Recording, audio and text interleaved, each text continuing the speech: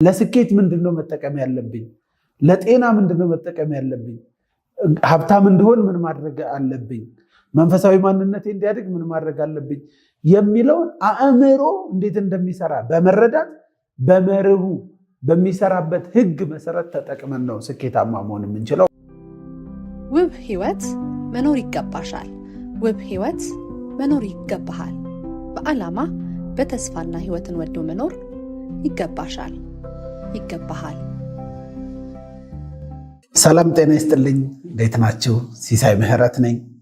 ዛሬ ነገን መፍጠር ወይም ክሪኤቲንግ ዩር ፊውቸር የሚል ስልጠና ነው የምናየው።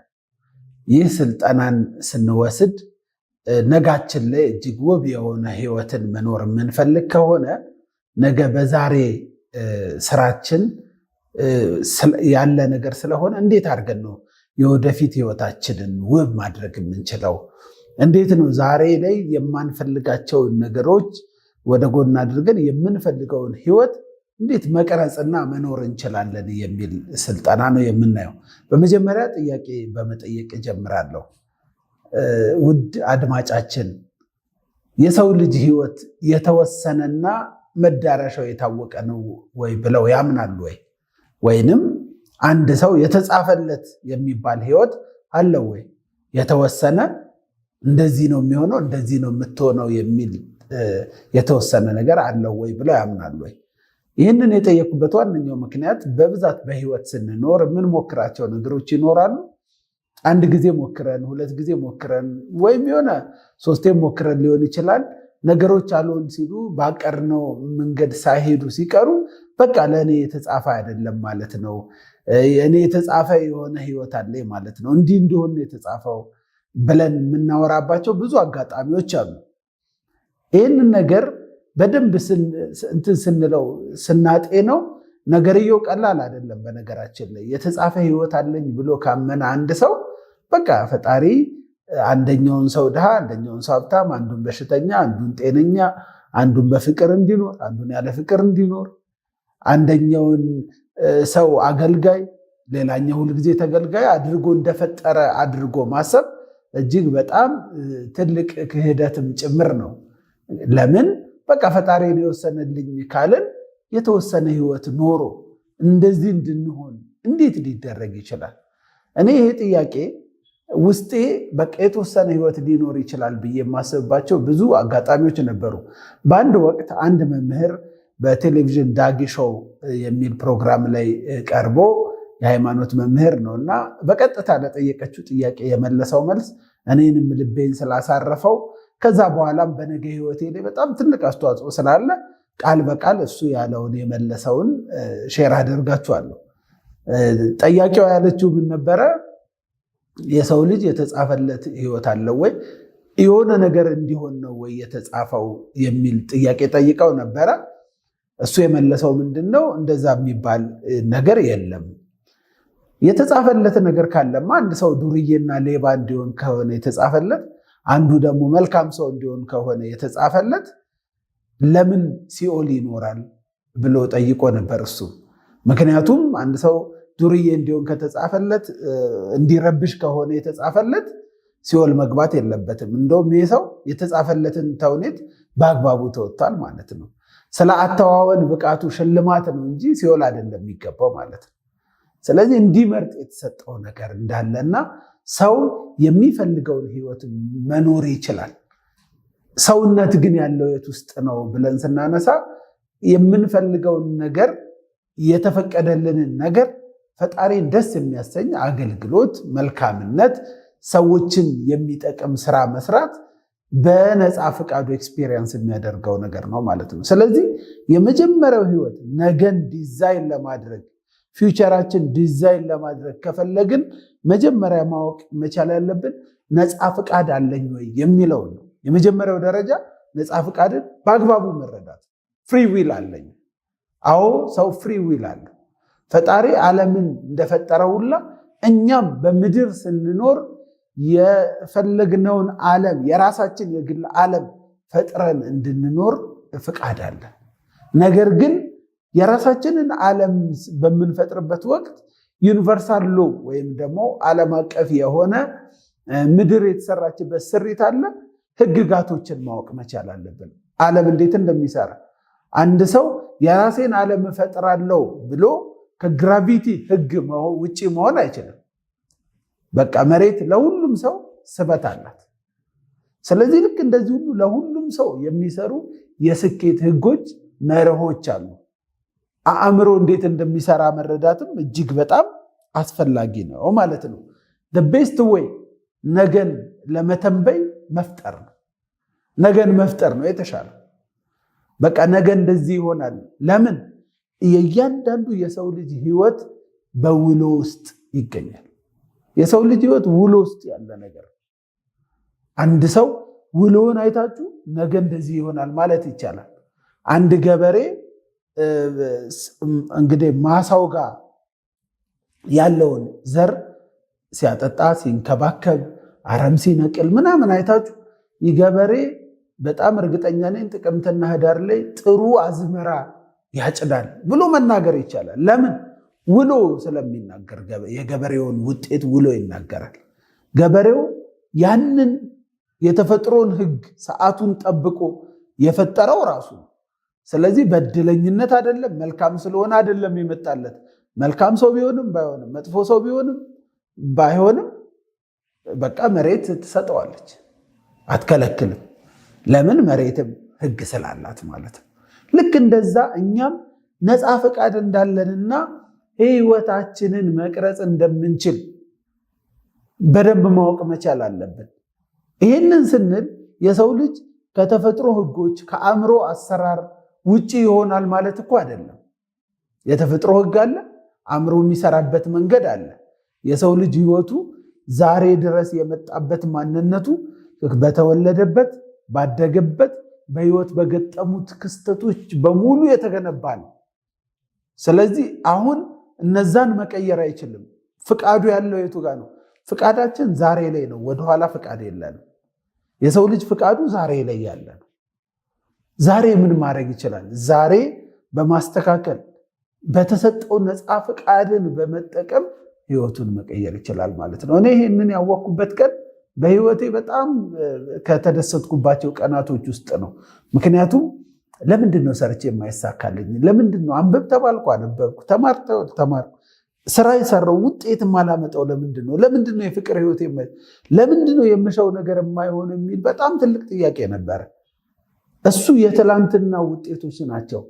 ለዚህ ነው ሰው ዊል ፓወሩን ወይም ነፃ ፈቃዱን ባላወቀ ቁጥር ከትላንት ጋር ነው ትግሉ የሚሆነው። የትላንት ህይወቱን ያለፈውን ለመቀየር ነው። የሰው ልጅ ነፃ ፈቃዱ ያለው የዛሬ ነው። ዛሬ ደግሞ ነገን መፍጠሪያ ቀን ናት። የነገ ውጤታችን በሙሉ በዛሬ ውሎ ውስጥ ያለ ነው። ስለዚህ በደንብ ማሰላሰል መቻል አለብን ማለት ነው። ነገን መፍጠር እችላለሁ። መቼ? ዛሬ። ፈቃድ ያለኝም ዛሬ ነው። የምቀይረውም ዛሬ ነው። ዛሬ የምቀይረው ነገር ነው። አንደኛው በደንብ በዝርዝር በልባችን እያጉተመተምን ምን ይደረጋል እንግዲህ ፈጣሪ ያለው ነው፣ ፈጣሪን የፈቀደው የሆነው እያለን የውሸታችን ነው። ፈጣሪ ፈቃድ ይሁን ብሎ የሚተው ማንነት ያለን ሰዎች ካለን ሰው ነፃ ፈቃዱን ለፈጣሪ ሰጠ የሚባለው ያኔ ነው። ደግሞ በጣም ሰክሰስፉል ይሆናል ነፃ ፈቃዱን በደንብ ከሰጠ ማለት ነው። ግን በተሰጠን ፈቃድ ውስጥ መኖር መቻል አለብን። ብዙ ጥያቄዎችን መጠየቅ እንችላለን። በነገራችን ላይ አይ እንደዛ እኮ የሚባል ነገር የለም ካለን የማያምኑ ሰዎች፣ ፈጣሪንም የማያውቁ ሰዎች በምድር ላይ ስኬታማ እየሆኑ መለኪያ አይ ምናምን ልንል እንችላለን። ብቻ በፈለጉት ዘርፍ ላይ የሚፈልጉትን ውጤት እያመጡ ነው። ለምን? ለሁሉም ሰው የሚሰራ ህግጋት ስላለ በህግ ስለምንተዳደር ሁሉም ሰው ደግሞ የሚሻውን እንዲሆንና የራሱን ዓለም እንዲፈጥር ፈጣሪ ፈቃዱን ሰጥቶታል ማለት ነው። ስለዚህ ፍሪ ዊል አለው፣ ነፃ ፈቃድ አለ። ነፃ ፈቃዳችን ተጠቅመን ውጤት ማምጣት እንችላለን ማለት ነው። ዊል አለው ካለን ዊል ያለው አእምሮአችን ውስጥ ነው። አእምሮ ክፍሎች አሉት። የሰው ልጅ የመምረጥ ፈቃድ አለው። ማይንድ ፋካልቲ እንግዲህ ወደ 6 የሚጠቁ አእምሮአችን ውስጥ ያሉ ፋካልቲዎች ውስጥ አንዱ አእምሮአችን እንዴት እንደሚሰራ የሚያደርጉ የተለያዩ ክፍሎች አሉት። አንደኛው ፈቃድ መምረጫ ነው፣ ማሰላሰያ ነው። ሆን ብሎ አስቦ አቅዶ መምረጥ እንዲችል መሆን እንዲችል የሚያደርግ ክፍል ነው ማለት ነው። ስለዚህ ውሳኔዎችን፣ የራሳችን የሆነ ኢንቴንሽኖችን በማንኛውም ሁኔታ ውስጥ ደግሞ ተግባራችንና ሀሳባችን መቆጣጠር የምንችልበት ኃይል ያለው የአእምሯችን ክፍል ዊል ፓወር ይባላል። ወይም ደግሞ ነፃ ፈቃድን ኤክስፔሪየንስ ማድረጊያ ነው ማለት ነው። ይህንን በደንብ ከተረዳን የመጀመሪያው ስለ ዊል ፓወር አመስግኖ ማለፍ ነው። አዌር ሆናችኋል፣ እንኳን ደስ አላችሁ። ለምን? ብዙ ሰዎች በህይወት የሚፈልጉትን ነገር ማድረግ እንኳን እንደሚችሉ ሳያውቁ ነው የሚሞቱት። እኛ ግን በስልጠና በተለያየ አጋጣሚዎች በህይወታችን የምንፈልገውን ነገር ማግኘት እንደምንችል ነፃ ፈቃድ እንዳለን አውቀናል። ለዚህ ምስጋና ያስፈልጋል ማለት ነው። ግራቲቲዩድ ስለተደረገልን ነገር ማመስገን ነው። ስለዚህ ፈጣሪ ህይወታችንን እንድንቀይር አስቡት። በቤተሰብ በማህበረሰብ በመጣንበት መንገድ ህይወታችን ተቀርጾ በቃ ይሄ ነው ህይወትህ ብንባልስ ኖሮ ነፃ ፈቃድ ባይኖር እስከ አእምሮ ክፍሎች ውስጥ ለምሳሌ ሰብኮንሽስ ማይንዳችን እኛ የምናዘውና የሚሰራበትን መንገድ ኦፕሬት የምናደርገው እኛ አይደለንም፣ የሰጠነውን ነው። ስለዚህ የተሰጠህ ያደክበት መልኩ በዚህ ነው፣ በድህነት ውስጥ ነው፣ ድሃ ሆነህ ነው የምትኖረው። የመጣህበት ቤተሰብ መጥፎ ስለሆነ በመጥፎ ነው የምትኖረው። ትላንት የገጠመ ህይወት ከባድ ስለሆነ እንደዛው ነው የሚቀጥለው ቢባል ህይወት ከባድ ይሆን ነበረ። ፈጣሪ ግን መልካም ስለሆነ ዛሬን ሰጥቶናል። በዛሬ ውስጥ ደግሞ ነፃ ፈቃድ ተሰጥቶናልና መጀመሪያው ስታመሰግኑ፣ እኔ በብዛት ሁል ጊዜ ስለ ነፃ ፈቃዴ አመሰግናለሁ። ማለት ፈልጌ አስቤ በጣም ብሪሊያንት ስለሆንኩ አይደለም የተሰጠኝ፣ በቃ ስጦታ ነው፣ የፈጣሪ ስጦታ ነው። ስለዚህ ስለ ፈጣሪ ስለሰጠን ስጦታ እናመሰግናለን ማለት ነው። ነፃ ፈቃድ ስላለ እናመሰግናለን። ዓለምን ፈጥሮ ዓለማችንን የግል ዓለም እንድንፈጥር ፈቃድ ስለሰጠን እናመሰግናለን። ይህንንም ስለተረዳ እናመሰግናለን። ልንቀየርበትም ስለሆነ እናመሰግናለን። ስለዚህ ፍሪዊልን ተረድቶ ማመስገን የመጀመሪያው ስቴፕ ይሆናል ማለት ነው። ሁለተኛው ነፃ ፈቃድ አለኝ ካለ አንድ ሰው፣ ሁለተኛው ደግሞ የእሱን ሚና መለየት። የኔ ሚና ምንድን ነው፣ ሮሌ ምንድን ነው የሚለውን መለየት ደግሞ ሁለተኛው ይሆናል። ነፃ ፈቃድ አለኝ፣ በጣም መልካም። ፈቃዴ ከምንድን ነው ያለው፣ የኔ ሚና ምንድን ነው የሚለውን በደንብ መረዳት መቻል አለበት። በነገራችን ላይ ሰው ሚናው የተፈጥሮ ህግ እንዴት እንደሚሰራ፣ አእምሮ እንዴት እንደሚሰራ መረዳት ነው የኔና የእናንተ ሚና እንጂ አእምሮ እንዴት እንደሚሰራ እኛ እንወስን። እኔን ካሜራ ገዝቼ ለእናንተ ለማስተላለፍ ስሞክር ካሜራው እንዴት እንደሚሰራ መረዳት ነው ያለብን እንጂ ካሜራውን መስራት አይጠበቅብኝም። ሪከርድ ለማድረግ ኦልሬዲ ተሰርቷል። ስለዚህ አእምሮ እንዴት ነው የሚሰራው፣ አእምሮ እንደዚህ እንዲሰራ እያደረግን ሙከራ እንዳናደርግ የመጀመሪያው የሚሆነው አእምሮ እንዴት ነው የሚሰራው የሚለውን መረዳት ነው። ይሄ በጣም ጥልቅ የሆነ ዝርዝር የሆነ ነገር ነው። አእምሮ እንዴት እንደሚሰራ መረዳት መቻል አለበት። አእምሮ እንዴት እንደሚሰራ ያላወቀ ሰው ከአእምሮ ከሚተገበራቸው ተግባሮች ወይም ከአእምሮ አሰራር ነፃ መሆን አይችልም። ቅድም እንዳልኳቸው ነው የግራቪቲ ህግን እኛ እንዴት እንደሚሰራ ብናቅም ይሰራል፣ ባናቅም ይሰራል። አእምሮም ልክ እንደዛው ነው። ብናቅም ይሰራል፣ ባናቅም ይሰራል። አእምሮ እንደ አትክልት ስፍራ ነው። ቢዘሩበትም ያበቅላል፣ ባይዘሩበትም ያበቅላል። ስለዚህ አንድ ሰው ካወቀ በአግባቡ ይጠቀምበታል እንጂ ባለማወቁ የሚድነው ነገር የለም ማለት ነው። ለምሳሌ ስልክ ሲደወልላችሁ አረንጓዴውን በብዛት ስንጫነው ያነሳል፣ ቀዩን ስንጫነው ይዘጋል። ስልክ እንደዛ ስለተሰራ ማለት ነው። ሳላቅ ነው ቀዩን የነካሁት ብትል ስልክ ምንም አይመልስም። በቃ ሳታቅም ሆነ ስታቅ የነካው ይሆናል። ለዚህ ነው ሰዎች በህይወት አጋጣሚ ውስጥ በማወቅም ይሁን ባለማወቅ ወይ ስኬታማ የሚሆኑበትን አጠቃቀም ሊጠቀሙ ይችላሉ፣ አሊያም ደግሞ ባለማወቅ ብዙ ጥፋት ሊያጠፉ ይችላሉ። እኔ በህይወቴ በጣም ብዙ ካጠፏቸው ጥፋቶች ውስጥ በፊት አእምሮ እንዴት እንደሚሰራ አላቅም ነበር።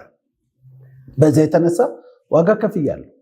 ለምሳሌ አእምሮ ኔጌቲቭ ነገርም ነገርከው ፖዚቲቭ ነገርም የነገርከውን ነገር ወደ ምስል ቀይሮ ያንን ምስል በህይወትህ ይገልጻል። የአእምሮ አሰራር እንደዚህ ነው። ስለዚህ እኔ ለምሳሌ ድሃ መሆን አልፈልግም እያልኩ ብዙ ጊዜ አወራለሁ። አእምሮ ድሃ ስትለው የድህነትን ፒክቸር ይስላል፣ ያንን በህይወት ያመጣል። ይህም ባለማወቃችን በአንደበታችን እንኳን ብዙ መርዝ የሆኑ ሀሳቦችን ለራሳችን ለሰዎችም ሼር እናደርጋለን። ስለዚህ የሰው ልጅ አእምሮ ደግሞ ይቀበላል አያውቅም። ሰው ሲወለዱ ሁሉም እንግዲህ ህፃናት ነጭ ወረቀቶች ናቸው እንላለን። ከዛ በኋላ የተጻፈባቸውን ነው መልሰው የሚያነቡት። የተጻፈብንን ነው መልሰን እየኖርን ያለ ነው። ስለዚህ እንዴት ነው ኦፕሬት የሚያደርገው? ለስኬት ምንድነው መጠቀም ያለብኝ? ለጤና ምንድነው መጠቀም ያለብኝ? ሀብታም እንድሆን ምን ማድረግ አለብኝ? መንፈሳዊ ማንነቴ እንዲያድግ ምን ማድረግ አለብኝ የሚለውን አእምሮ እንዴት እንደሚሰራ በመረዳት በመርሁ በሚሰራበት ህግ መሰረት ተጠቅመን ነው ስኬታማ መሆን የምንችለው ማለት ነው። ይሄ የረጅም ጊዜ ስራ ነው። አንድ ጊዜ ተምረን የምናቆመው ነገር አይደለም። አእምሮ እንዴት እንደሚሰራ የበለጠ ማወቅ መቻል አለብን ማለት ነው። ብዙ ህጎች አሉ። የመጠየቅን ህግ በደንብ ማወቅ መቻል አለብን። ሰው ከጠየቀ ካመነ ይሰጠዋል። ስለዚህ የመጠየቅ ህግ ምንድን ነው? የማመን ህግ ምንድን ነው? ህግ ስለሆኑ ማለት ነው። የጽናት ህግ ምንድን ነው የሚለውን ከአእምሮ አሰራር ጋር የኔ ሮል ምንድነው ላደርግ የምችለው የሚለውን መለየት ነው። ለምሳሌ አንድ ሰው ልክ መኪና ሲገዛ መሪውን መግጠም አይጠበቅበትም። መሪው እንዴት እንደሚሰራ ካወቀ ወደሚፈልግበት ዳይሬክሽን ይወስደዋል። ስለዚህ እንግዲህ በብዛት በህይወት ውስጥ እየታገልን ያለ ነው መሪውን ለመፍጠር ነው። የተፈጠረ ነው። ህግጋት ስላሉ እነዛን ህጎች መረዳት ማወቅ ሚናን መለየት በጣም አስፈላጊ ነገር ነው። ብዙ ጊዜ ህይወታችንን ለመቀየር እኮ እንሞክራለን እኮ ሰው ያስባል ፈጣሪ ይፈጽማል እንላለን በንግግሮቻችን መካከል። ከዛ በኋላ ግን ማሰብ ምን ማለት ነው?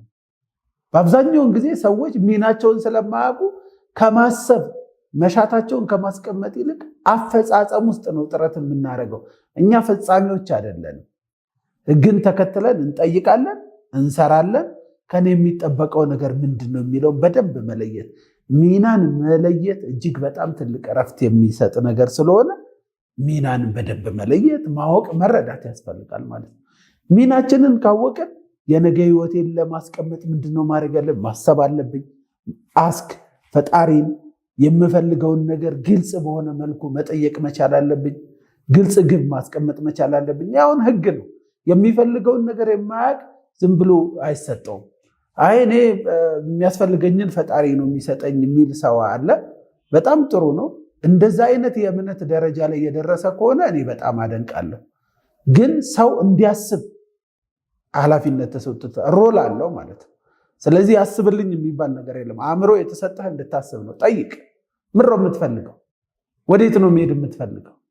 የኔ ሚና ምንድን ነው? ኃላፊነቴ ምንድን ነው የሚለውን በግልጽ ማስቀመጥ ያስፈልጋል።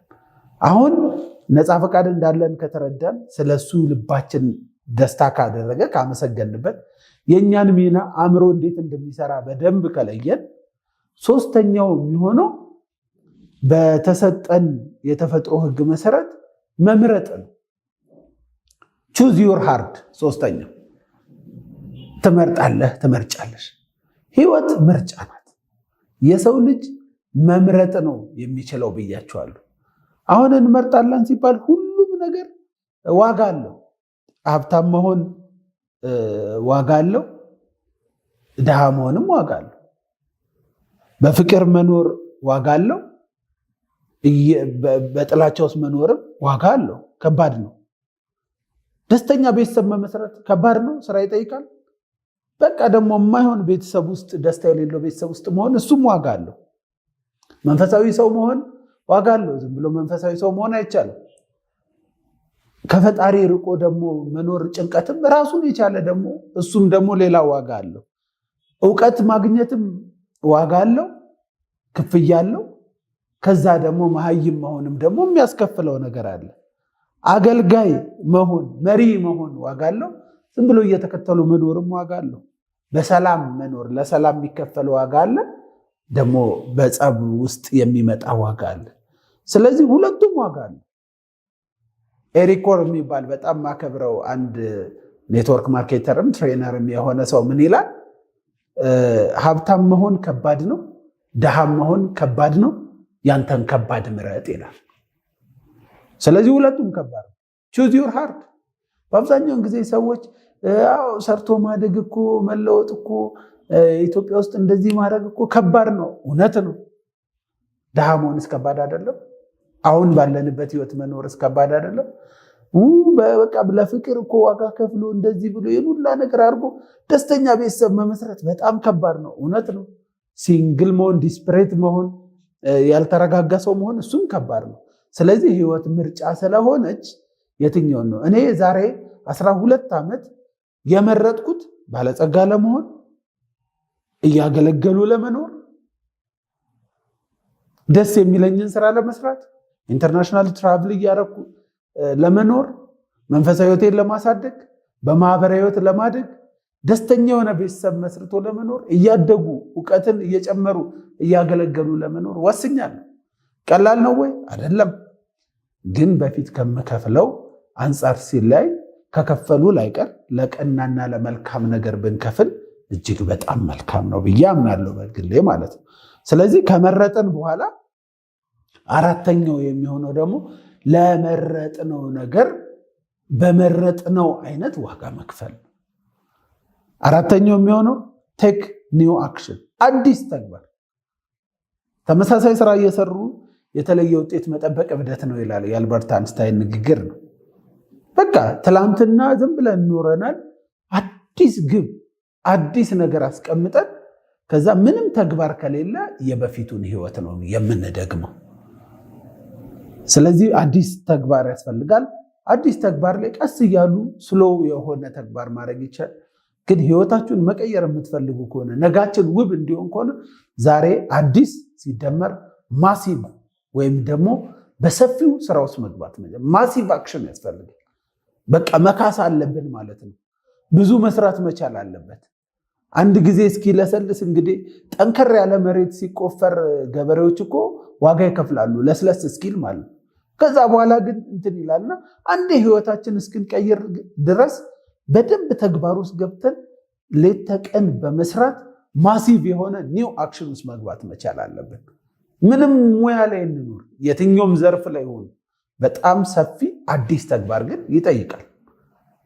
እኔ እንዳልኳችሁ ልክ ስወስን በቃ ባለጸጋ መሆን መቻል አለብኝ፣ ገቤ ማደግ አለበት ብዬ ስወስን በቃ ከጠዋቱ 1 ሰዓት እስከ ምሽቱ 3 ሰዓት ከእሑድ እስከ እሑድ የሚሰራ ሰው አዲስ ሰፊ የሆነ ዘመቻ ነው በህይወት። በቃ ሲሳይ ስራውን ሃይማኖት አረገው እስኪባል ድረስ ማለት ነው። ምክንያቱም በቃ መርጫለሁ። ሀብታም መሆን እኮ ቀላል ቢሆን ኖሮ ሁሉም ሰው ሀብታም ይሆን ነበር። ቀላል አይደለም። ግን ሰው አዲስ ዋጋ ከመክፈል ይልቅ ነባር ዋጋ መክፈል ይወዳል። ስለዚህ ሀብታም ለመሆን ብዙ ዋጋ ከሚከፍል በድህነት ውስጥ የሚከፈለውን ዋጋ ለመክፈል ለምን ተለማምዶታል፣ ኦልሬዲ ያውቀዋል።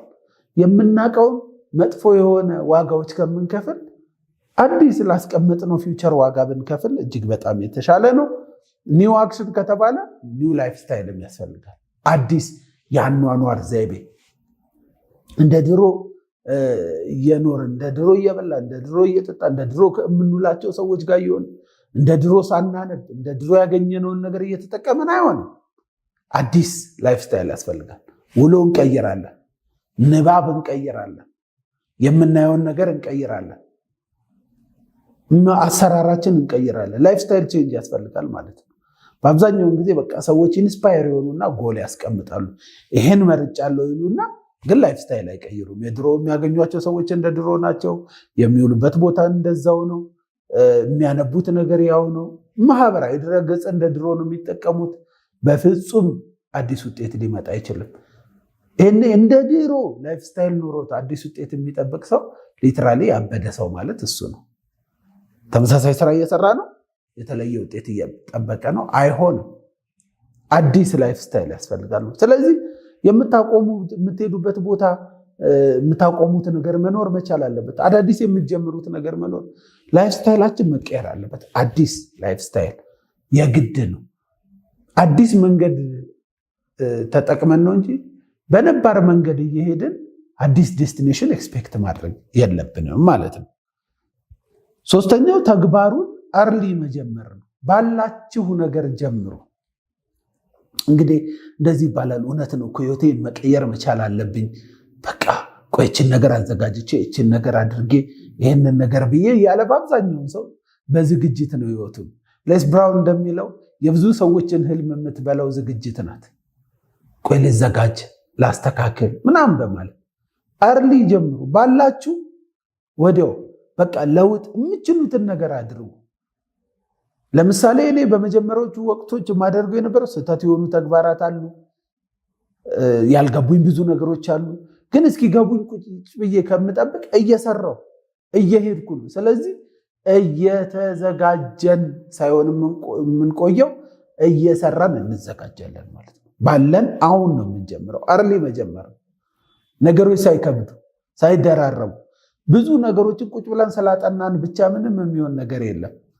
መንገድ ላይ የሚገባን በህይወት የሚገባን ብዙ ነገር ስላለ በጊዜ ባለን መጀመር መዘጋጀት አለብን። የምንወስደውን ተግባር አዲስ ከምንወስዳቸው ተግባራቶች ውስጥ ኒው አክሽን የሚለው አለ አይደለ? ማንነት አብሮ መቀየር መቻል አለበት።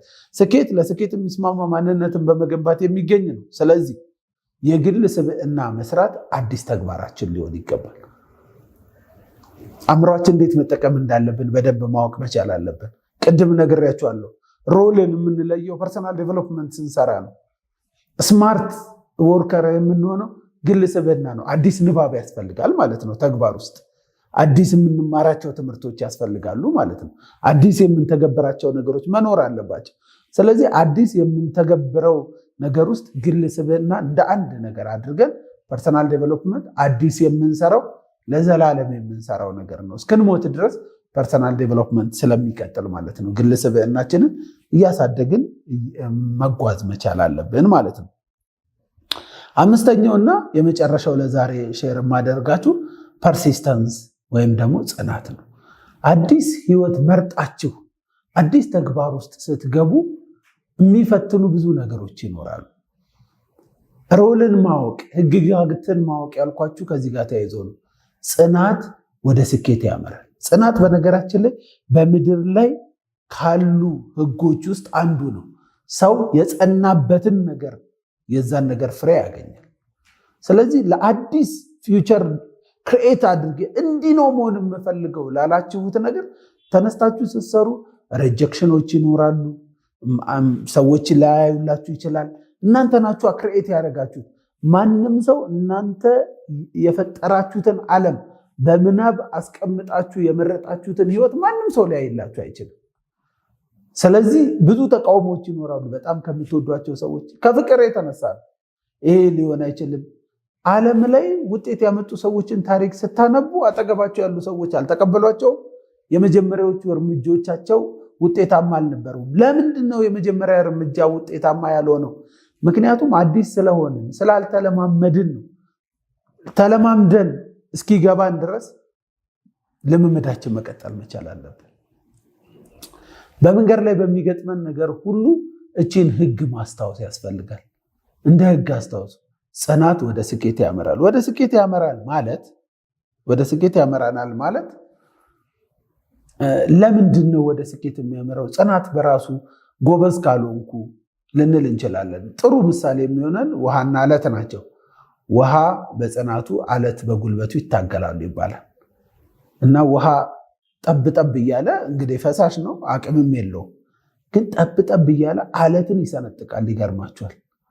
ልክ እንደዛ ነው የሰው ልጅ ህይወትም። አንዳንድ ጊዜ የሆኑ ነገሮችን ፈልገን የሙጥኝ ብለን ስንሰራ በጽናት ህግ መሰረት እንሰብረዋለን።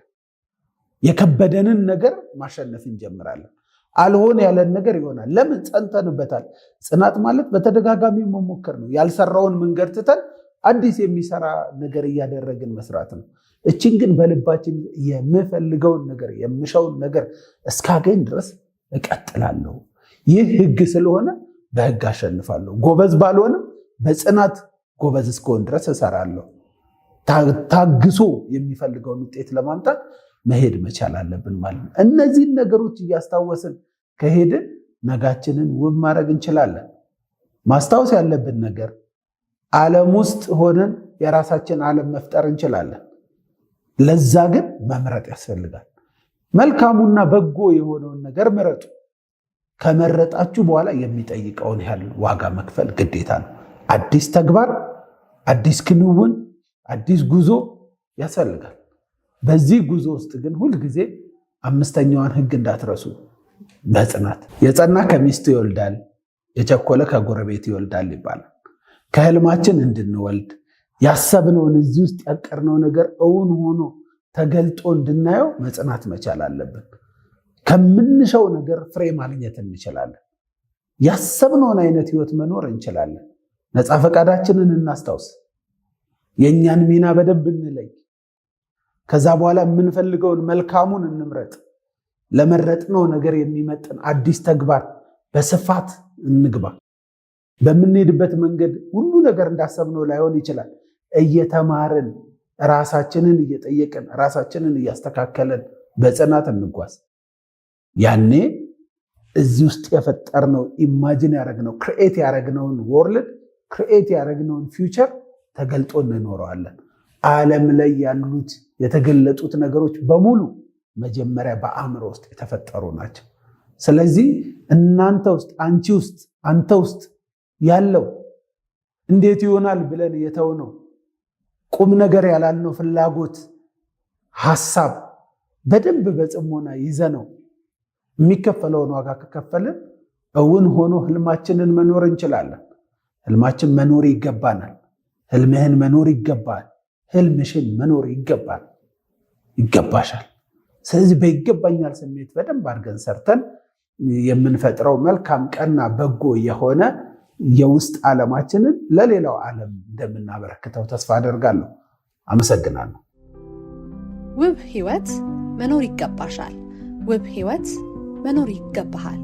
በዓላማ በተስፋና ህይወትን ወዶ መኖር ይገባሻል፣ ይገባሃል።